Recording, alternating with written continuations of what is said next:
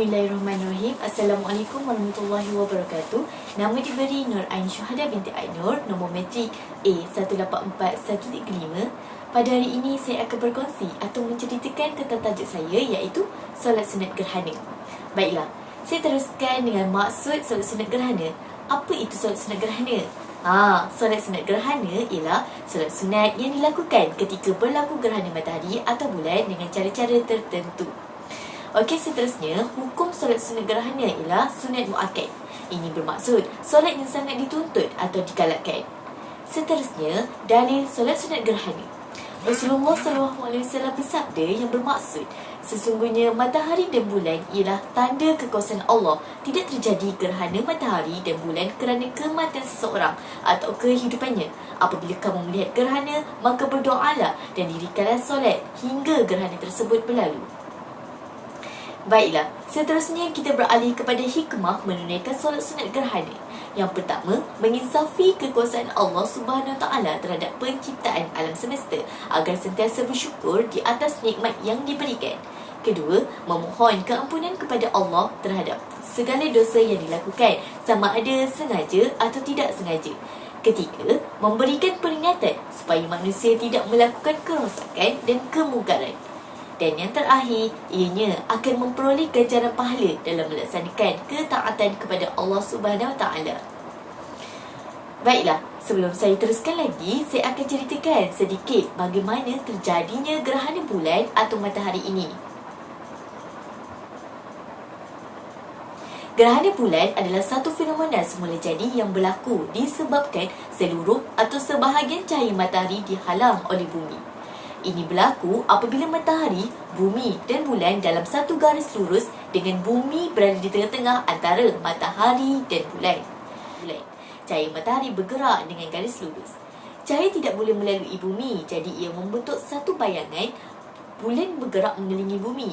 Bila bulan memasuki kawasan gelap penuh, tiada cahaya akan jatuh pada bulan. Bagaimana pula gerhana bulan penuh berlaku jika keseluruhan bulan tersebut di kawasan gelap penuh? Namun, jika sebahagian sahaja yang terletak di kawasan gelap penuh, maka ia akan dilihat bulan separuh. Baiklah, seterusnya bagaimana pula gerhana matahari terbentuk? Gerhana matahari berlaku apabila matahari, bulan dan bumi berada di satu garis lurus dengan bulan berada di tengah antara matahari dan bumi. Apabila cahaya matahari bergerak dalam garis lurus, bayang-bayang bulan jatuh di atas permukaan bumi dan ia membentuk bayang-bayang gelap dan separa gelap.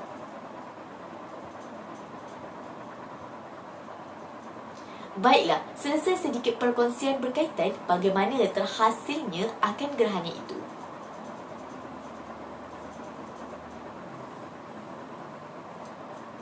Seterusnya, kita teruskan dengan kaifiat menunaikan solat sunat gerhana. Niat bagi solat sunat gerhana bulan dan matahari. Rakaat bagi solat sunat ini ialah 2 rakaat. Ia dilakukan sewaktu gerhana matahari dan bulan. Seterusnya, bacaan dalam solat gerhana bulan dan matahari ini pada rakaat pertama seperti biasa, selepas angkat takbir, hendaklah membaca Al-Fatihah dan surah lain. Pada rukuk pertama pula, sebaik-baiknya memanjangkan kadar rukuk seperti kadar panjang bacaan surah pada rakaat pertama. Qiyam pula, semasa qiyam membaca surah Al-Fatihah dan surah lain. Dan pada rukuk kedua dalam rakaat pertama, sebaik-baiknya panjang rukuk seperti kadar panjang bacaan pada rakaat pertama untuk kali kedua. Seterusnya, pada rakaat kedua pula, selepas angkat takbir seperti biasa membaca Al-Fatihah dan surah lain. Rukuk pertama pada rakaat kedua pula, sebaik-baiknya memanjangkan kadar rukuk seperti kadar Rukuk pertama pada rakaat kedua pula, sebaik-baiknya memanjangkan kadar rukuk seperti kadar panjang bacaan surah pada rakaat kedua. Semasa qiyam, selepas membaca Sami Allahu liman hamidah, hendaklah senyap seketika dan selepasnya membaca surah Al-Fatihah dan surah lain. Pada rukuk kedua pula, dalam rakaat kedua, sebaik-baiknya panjang rukuk seperti kadar panjang bacaan pada rakaat kedua untuk kali kedua.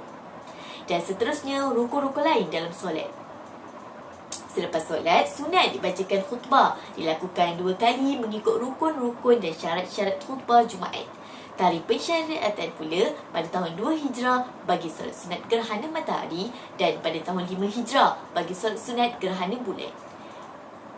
Dan antara amalan sunat yang dianjurkan ketika gerhana ialah memperbanyakkan istighfar, berdoa serta bertasbih. Itu sahaja perkongsian dari saya. Semoga dengan sedikit perkongsian ini ianya dapat memberi manfaat dan panduan pada semua.